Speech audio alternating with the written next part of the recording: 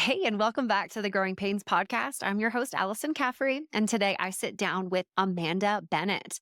This is such a cool conversation because we talk about all about the power of podcasting. So if you listen to this, you clearly like shows, you clearly are listening to this either at 1 or 2x speed. I am a big podcast listener, and frankly, I believe that podcasting has not only changed my life from doing this show, but also from listening to the wisdom of others in my earbuds as I am facing difficult challenges in motherhood and in my business. So Amanda is a podcast guesting strategist and founder of the Podcasting Moms Club. It's a supportive community for mom podcasters who want to grow their audience and make more impact with their podcast. So if you have a show and you are thinking about maybe doing a show, this conversation is for you. After working over a decade as a professional nonprofit fundraiser, Amanda entered the podcast industry in 2019 as a host. Her knowledge and passion for podcasting quickly grew to include providing guest outreach and pitching for chart-topping podcast hosts, as well as the creation of a supportive community for mom podcasters. Her pitching clients have been featured as guests on countless top 1% and top 5.5% ranked podcasts. And more importantly, her clients and community members have grown their audiences, gained paying clients, and made invaluable connections from podcast appearances. I loved this conversation with Amanda so much. She's up to some incredible things. If you love podcasting, if you're podcast curious, if you are really in a position where you want to create a community or create a vehicle for you to feel less alone, for you to connect with other people, podcasting has been so invaluable for me on doing that. So enjoy my conversation with Amanda, and I'll see you inside.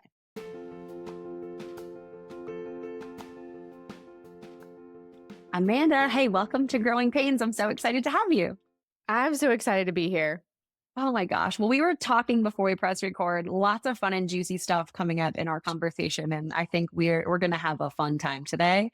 But for the moms listening, tell me a little bit about your business and the family that you have at home. Yeah. So I'm a podcast guesting strategist, and I'm also the founder of the Podcasting Moms Club, which is a supportive community for mom podcasters who want to grow their podcast and make more impact, which usually means more money with their business and their podcast. So my kiddos, I have an 8-year-old who we were talking about just called me from school because she left her socks and shoes at home for PE today. And then I have a 4-year-old son, and do the math. I had him in 2020, in April of 2020. So that is a whole story in and of itself, having a baby in the pandemic.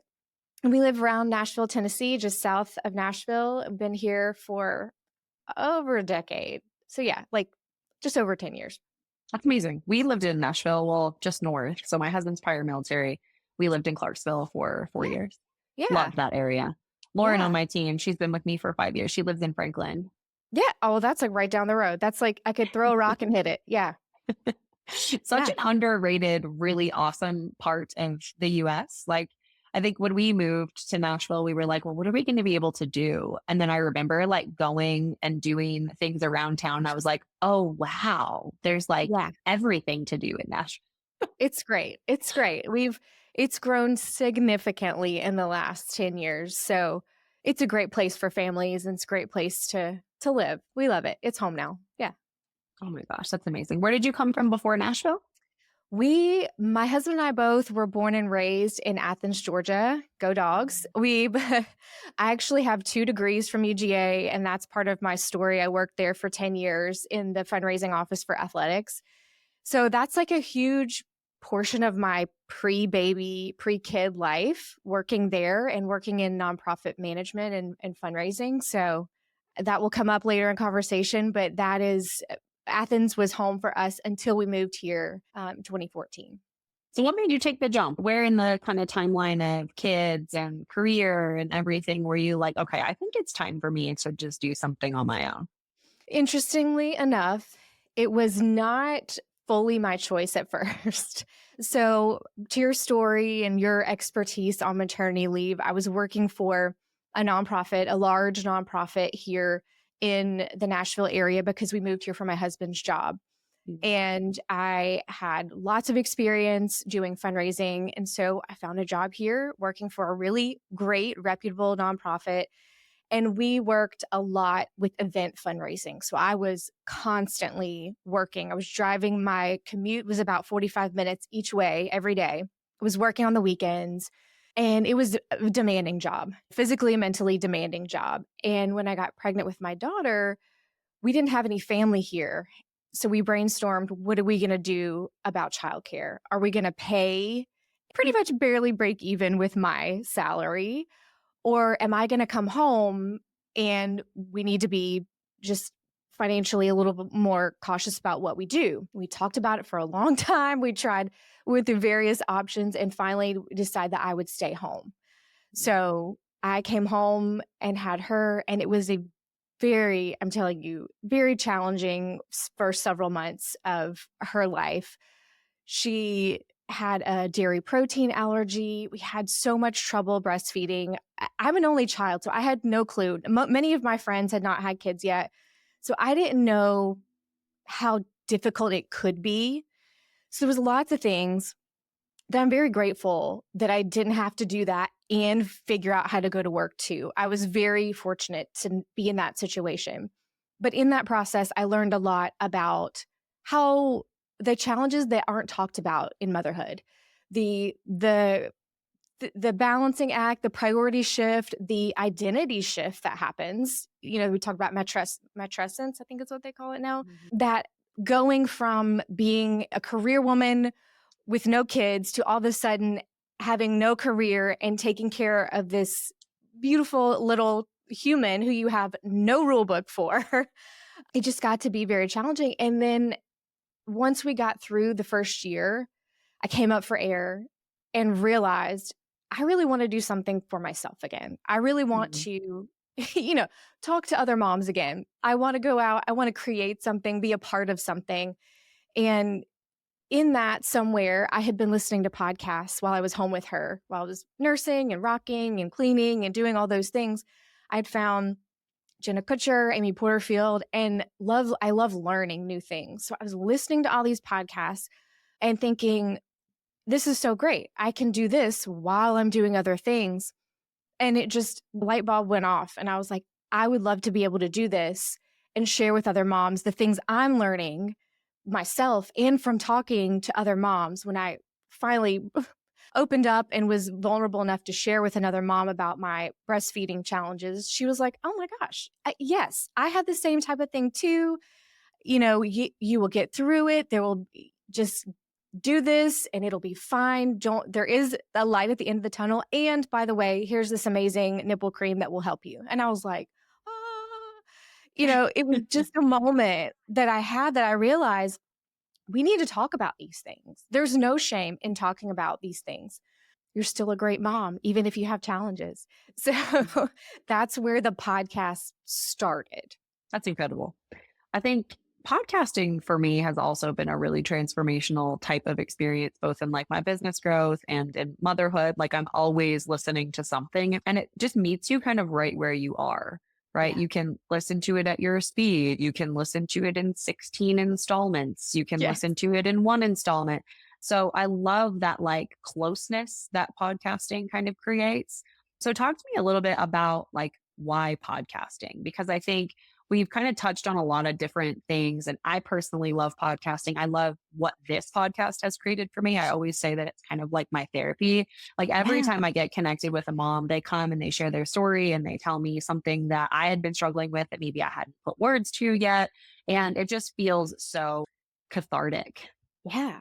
Yeah. It's a huge opportunity for personal development that I didn't even know when I first started. Yes, I wanted to share and help other moms with those things and make sure they knew you're not doing it wrong. And there's other women out there having the same challenges. But you're right. I learned so much. And one of the things that I didn't anticipate that I would learn is that I kind of found and discovered what I really cared about.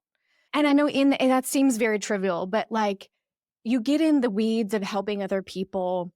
I had been working for other bosses for a long time, and I hadn't really ever taken the time to figure out what's important to me. Like, what do I really care about? What things do I want to talk about? And so in that process, I got to decide who I wanted to bring on the show, the topics I wanted to talk about. And in that process, I looked back and I was like, you know what? I really care about maternal mental health. I really care about women's health in general. And it was just a moment that I was like, oh my gosh, yes. That personal development that sometimes you don't give yourself the time and space to have those moments where you figure those things out. So that, and then on top of that, I will say this too. In the pandemic in 2020, when I was doing my podcast, those conversations with other moms were so life giving. You're in your house, you're having very limited connection with other people.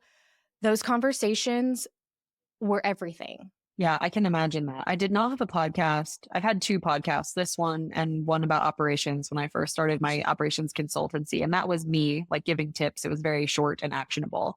But I also had my son, Frank, my first kiddo. He was born in August of 2020.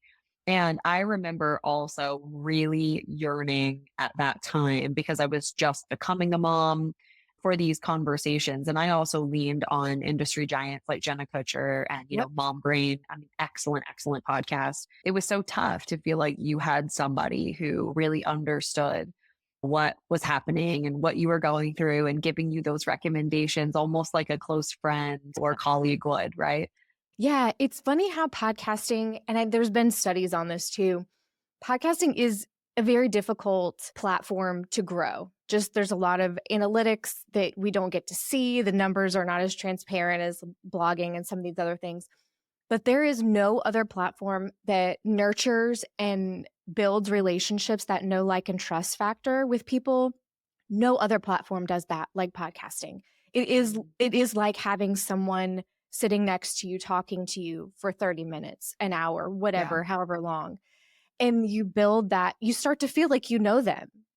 I mean, Yeah. there's people, you run into podcast hosts, you see it, and I know them, I want to take a picture with them. And it's just a great opportunity to nurture a community, to pour into an audience. And I know there are different types of challenges with podcasting. Like I said, growing is not going to be overnight, unfortunately.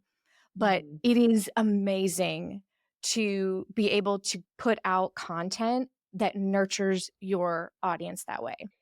I wonder, like, okay, so if you were, I know it's a hard platform to grow. And I think this is one of the reasons I find that folks either don't start or they don't keep up with podcasting is because they do not see the return on investment. And Yeah. I'm talking specifically to the moms listening. I mean, everybody on here who's listening owns their own company. And I think, or is working for themselves in some capacity. And in those early stages, especially, it's really important to see a return, right? And I think unless you're doing it for some of the reasons that we spoke about, right? To build the community and really connect with people, right? At first, it might seem tough to like splice out time from your already busy schedule, being a mom, trying to earn revenue, grow your business and manage your team and do all that stuff. So, what are some of the early stage things we can do to start to see some really solid organic growth in the podcast? Yeah. The place that I always start, I am not a podcast manager, so I am not going to help you launch your show, but there's always that support. So you can, whenever you are able to, moms, delegate. Like, Mhm. you've got to think about, yeah, financially, is that the best move? But you are saving yourself so much time if you are able to fast track it by getting someone who is an expert to help you do that. Do not, Yeah. like, that's totally a valid option there. I'm just going to throw that out there. The second thing is to know why you are doing your podcast. Is it, and in most of the time, most, if you're a business owner and you're listening, your end goal is to make money with your business. So you're going to get more clients, you're going to get more people in your community, you're going to sell more of your services, whatever that is. So you're not actually trying to grow the biggest podcast you possibly can. That's not really your goal. Your Mhm. goal is more people buying your stuff. So knowing that end goal, I think, helps in the long term, because if you see things, it's going to, once you get that momentum going, it's going to happen. Speaking to using that content, your long form content, to really answer those questions for people, to use that as content that you can multi-purpose and use other places. Mm. And then batching when you can. It may seem at first like a lift because it's work. It is. But there will be a return on it. You have to be consistent at it and you have to get your system. So it's not, a lot of people make it look easy. It's because they have a system. I love that. I think permission to delegate is fantastic. I think that was one of the things early on. I started this show managing it myself. And then early on, I kind of offloaded that. And I really do think that that made the difference in terms of like my enthusiasm and my excitement is like, I say this all the time to my clients at operations agency and at master maternity leave. I'm like, if you are going to grow into pain, like you are not going to want to do that, like emotionally, physically, if it feels like it's going to be painful for you after the fact, sitting down and having this incredible conversation in the back of your mind, you're going to be like, oh, I got to edit that, or I got to have this note, or I got to do whatever. And I am taking notes and I do love to like add my own personal like spin on things, especially for introductions and stuff. But like at the end of the day, the goal of a podcast is to create a really beautiful, meaningful conversation connection so that folks who are listening are like feeling like they're like a fly on the wall, right? I mean, if it's Yeah, an interview style, of course. right. And I think it doesn't have to be everything. There's a Erica in my podcasting moms club. She delegates her editing. She does everything else herself, but she has an editor. And she said that was the biggest difference for her with her podcast.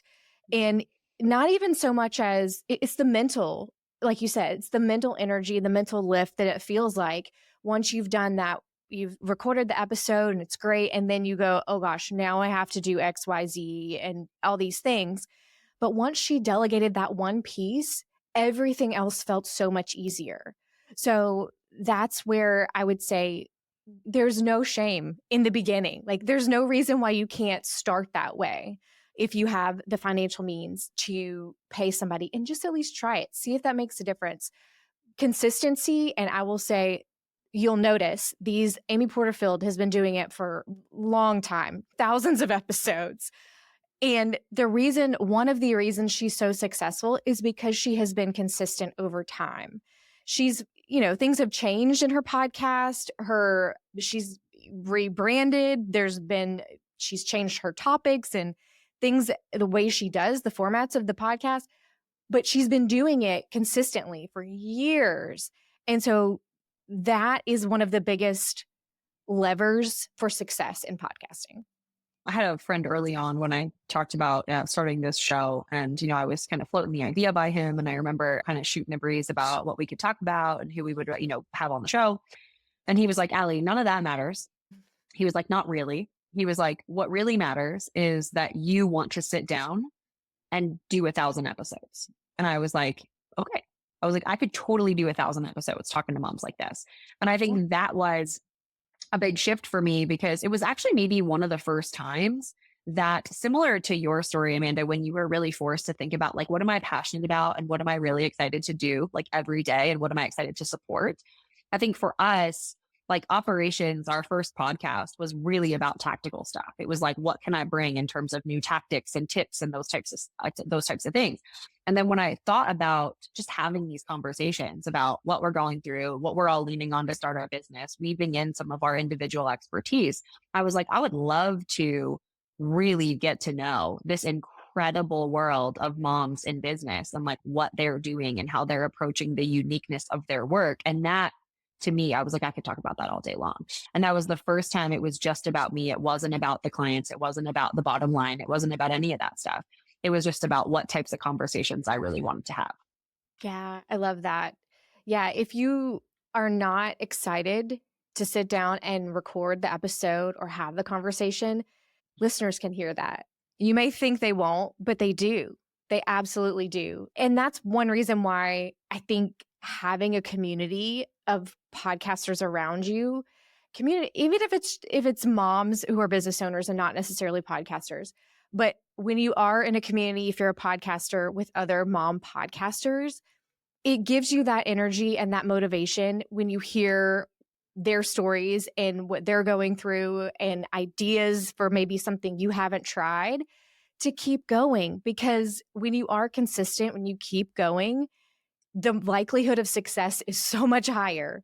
So I think that's one reason I love seeing the ladies inside of our Podcasting Moms Club come and support each other and share their ideas and encourage each other, because that helps everyone as a podcaster who's a mom. Yeah, 100%. I'm curious though, Amanda, like when was that kind of inciting incident? So you had the pod. It's amazing, by the way. And then you're like, I got to help other people do Yeah. podcasting. Like, when did you kind of flip the switch from like, I do this really well to I'm going to coach people and make my community?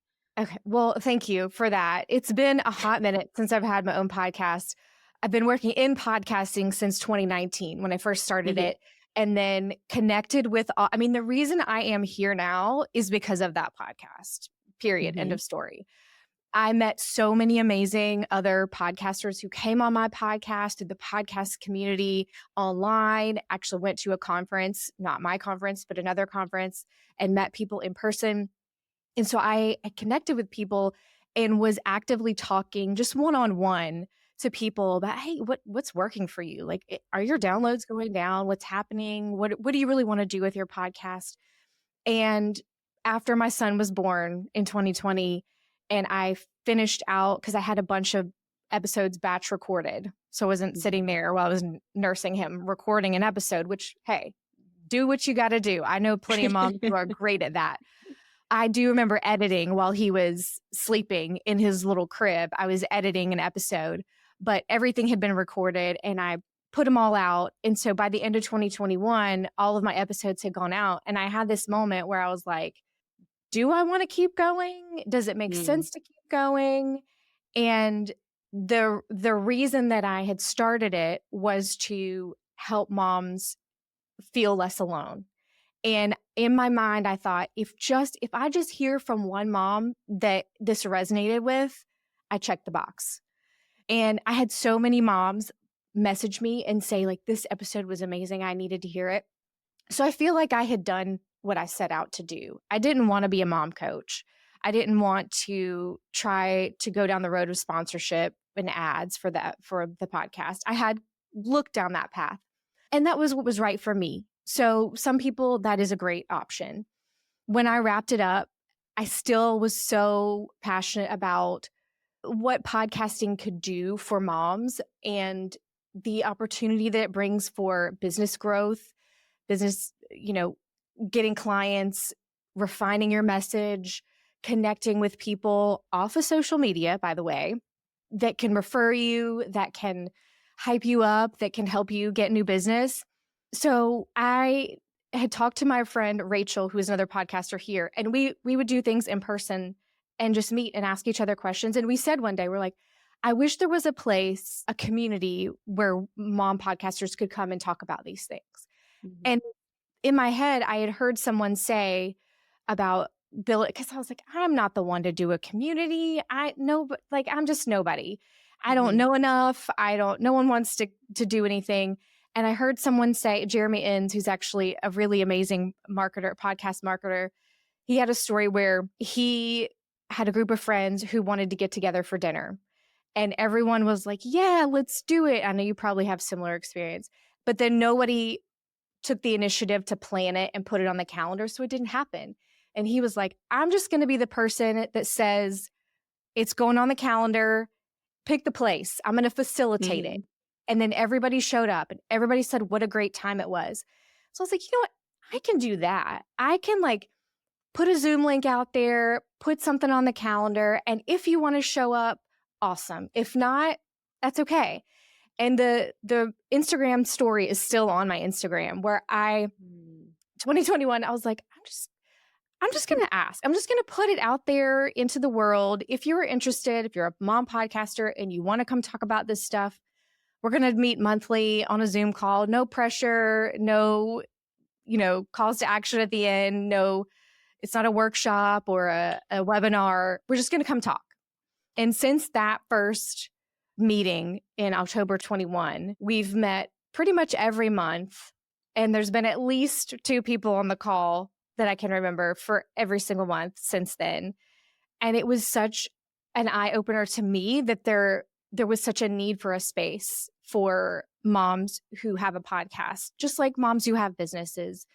Mhm. There's something, there are so many different distinct challenges that we have that it's so important for us to feel seen and understood in those, that having a community like that can be so valuable. Yeah. I mean, even just to validate any crazy trends that are happening or, if their listenership is going down. I mean, just hearing from that, I've been parts of so many business owner groups and I'm in a mom business owner group, particularly now.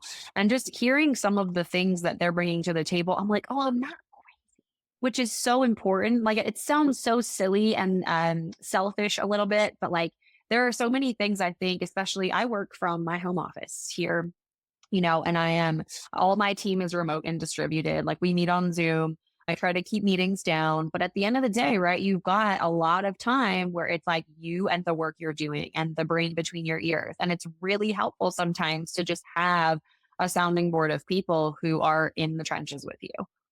Yeah, it can get so lonely being an online business owner or being a Yeah. podcaster with a business. Yeah, you're sitting there. You may occasionally have conversations like this, which are amazing, but it's very different than having that sounding board, like you said, or just being able to share something you're going through and someone validating that, saying, oh my gosh, yes, you are 100% not the only one dealing with that. It's incredible. It really is. So tell us more about the community. So what does it look like now? You guys were doing monthly meetups and then Mhm. how has that grown? I mean, I know you have an event now, which is so incredible.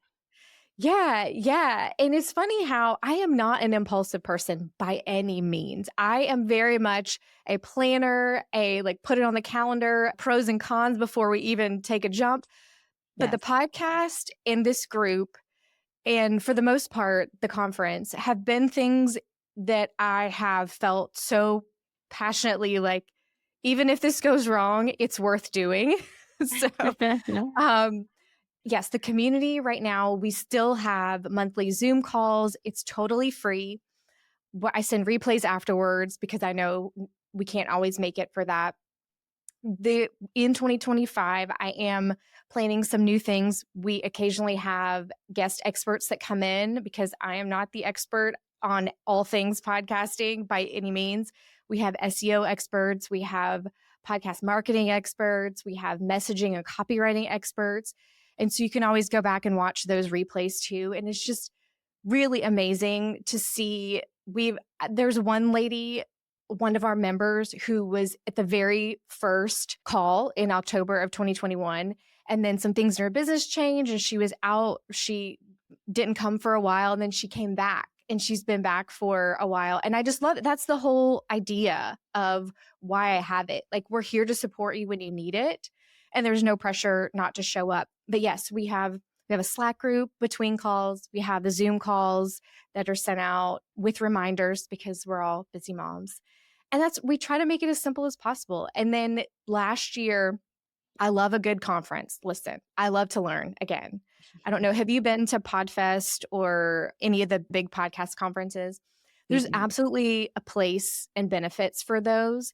But I was talking to my podcasting mom friend, Megan Moran, last year, and we really wanted a more intimate type of conference just for mom podcasters. And there wasn't anything. There was just not. She Podcasts had struggled for a couple of years to even happen. And I think they're just doing virtual now. The women's Mm. podcasting conference, I think in London, is amazing, but it's a whole thing. Like it's multi-day, I think, and they were having trouble that year with sponsorships as well. And I was like, what is happening? Women, moms need a space. So Mhm. we're like, okay, let's just try it and see. And so we made it by default. It was small because we didn't have the budget or the manpower, but it actually ended up that being the fact that it was small and intimate was one of the things that people overwhelmingly said was the reason they loved it, because it felt like they were sitting in a living room with really smart other mom podcasters and they just got to talk and they got time to network that wasn't just in line at the bathroom or waiting for terrible coffee. Yeah. It was like there Yeah. was there was time built in to have conversations and to create relationships, to see and talk to and hug mom podcasters that you had only collaborated with online or even just listened to their podcast. So it it happened. We were like, if this goes bad, so what? We tried it, right? But at Mhm. the end of it, people were asking when we were going to do it again. So we all looked at each other. We're like, okay, I guess we're going to do this again. So myself, Megan her business model has changed. So she's not as involved this year, but my friend Kate Howard, who's here in Nashville, we recruited Krista Dykes, who is here in the area. And then our friend Gabby, who has a podcast and is an amazing event planner, wedding planner here in town. So we have a small team. It's not just me. It takes a team, it takes a village to put these things on, but we are so excited about what this is going to mean for mom podcasters and just the opportunity it gives to make these genuine connections and really with Amanda there this year got accountability built into it. So, That's yeah, we're incredible. just really excited about the opportunity that it brings. Yeah. That's so amazing. I'm a huge fan of in-person stuff. I think especially after COVID and in the world of online business ownership, getting out and being in person is super duper important. Admittedly, I kind of let that lapse like over that early stage of motherhood because I was like, I don't know how to swing this. And I remember thinking, like, I was in an Uber. This was actually earlier this year. I joined a mastermind and I was in an Uber in May, like on the way to the airport. And I was like crying, like Mm. trying not to let the Uber driver see that I was crying, like on the way to the airport.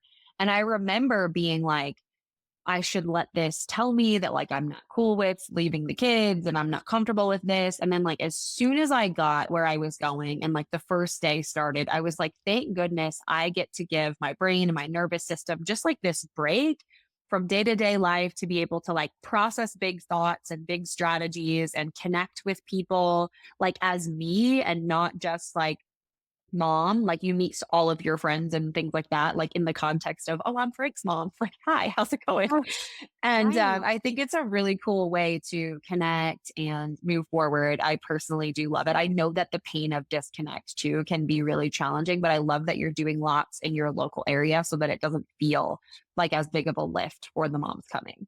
Yeah, and last year, listen, we're all moms.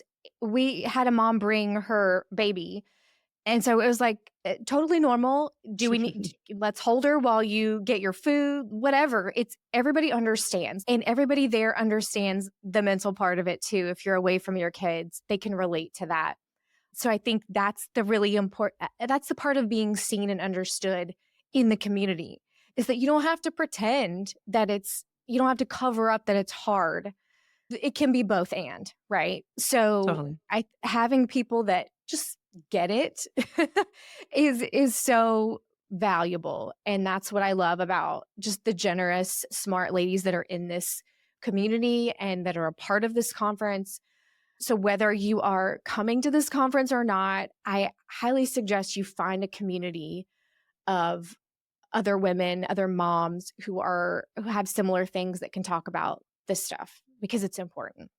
Yeah, I couldn't agree more. I'm really excited about what you guys are doing and what you've put together for podcasting moms. I really do think that podcasting is something that has not only changed like my business, but also has changed the way that I make content and the way that I show up for my community. I feel like between the interviews that we've done and the moms that I've gotten to know on the show and some of the solos that I've put out, I think I just get so much overwhelming feedback, women who are like, oh, I've listened to this and it sounds really great. And I know there's obviously opportunities for improvement, but I love that we kind of highlighted that number one thing, which was just like do the thing or have the conversations or put out the content that you feel really excited to promote and endorse and talk through because that's, I don't know, at the center of it all.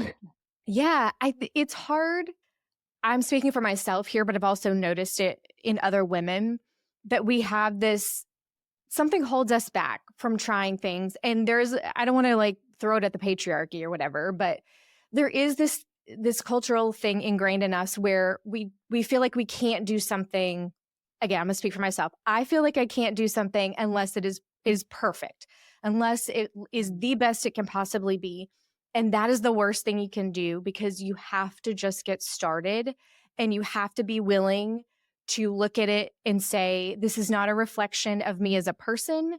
I am going to get better. This is a learning opportunity. This is a way I can connect with people. Like you said, this is a way I can grow my business. Mhm. And for whatever reason, I've noticed that it's harder for women to do that than for men to do that. Men will literally slap something up and think it's amazing and keep going and they just keep going and that's how they succeed. So I would just say you are better than you think you are. And there is plenty of room for improvement. And I think putting in the reps, keeping learning, keep learning from your audience and keep learning business, marketing, messaging, all the things. There's so many things. I saw Jay Klaus, who I follow and love. He posted a list.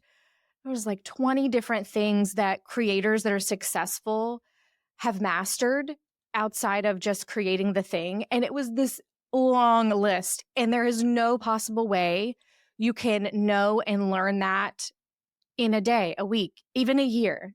I mean, Yeah. it's an ongoing thing. Yeah, I think that's one of the most important things you can be dedicated to as a business owner and as a parent is like being a lifelong learner and a doer of different things. It's taught me so much more. And I think to your point, Amanda, like you could wait for the perfect episode idea, or you could like put in 4 or 5 episodes and then get to that like perfect or that really amazing idea, but you still have some reps, which will make that episode better. So I think like doing things in a vacuum and waiting to get started, I totally agree with you is crazy. Like I remember I came up with the idea for the podcast. My husband Steve named it. He's like, what about growing pains? I was like, oh my gosh, you've been sitting on that for 15 minutes? Like, what the heck? And so I got super excited. I did episode art in Canva and it was up on Anchor like the next day.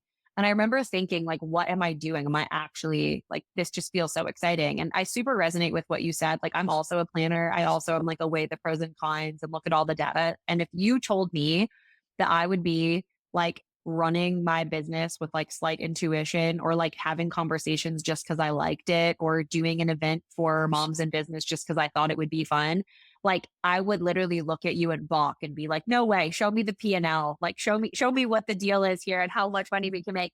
Because that was always my thing. I was always driven by the data. And I think that something beautiful that motherhood taught me, and I think specifically to the conversations on this podcast, is there can be a really cool integration between doing things that are strategic in business and doing things that you super duper like doing.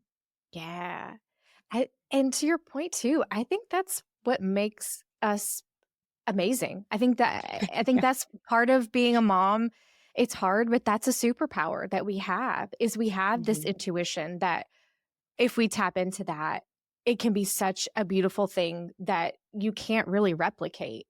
So and there's such a temptation to stifle that, to hold that back in and look at the numbers and do the P&L and all that. So I love that you said that. And I think that is something that needed to be said. And as a reminder for anyone listening who may have been trying to stuff down the intuition and just look at the numbers. Numbers are important, yes, but Like too much of either tends to stifle. Amanda, this was so fun. I'm so yeah. grateful that you've made the time and that you're, opening this wonderful community and inviting moms into a safe space to explore, podcasting and how to do that well and how to do it in a way that aligns with them. I will definitely link lots of things about your events and how to follow along and things. But if moms want more, Amanda, how can I get Yeah. in touch with you? I would love for you, even if you're just starting a podcast curious, maybe, you can join us. We would love for you to join us on our monthly call. You get the replay if you're not going to be able to join. It's gotchamama.com/club. You can learn more and sign up there. Totally free, like I said. And I love being able to offer, like you said, a safe space for women to connect and collaborate with each other, find like-minded mom podcasters and feel seen. But then also the internet is so vast and there's so much advice about podcasting that sometimes you just need someone to distill it down and tell you what you need to know. And Yeah. that's what I really love about the community too. So if that's you and you're just feeling overwhelmed by the amount of information you're getting and you just need someone to share what's been working for them, we're here for you. That's fantastic. I'm totally going to like that. And honestly, y'all might see me on one in the near future because honestly, this has been so life giving. And I do love the podcast. And I think that anything I can do to tweak it, make it more intentional, help reach more moms, and that just feels like such an incredible opportunity because so many people, yeah, tell me that they love these conversations. And so I'm grateful that you've made the time. Anything that you want to leave moms listening with around running business and growing a family at home? Or sorry. Oh gosh. I mean, I think I am not the one to hand out advice. I will say that. What I would leave you with is I just had my birthday like a week or so ago. I'm 45.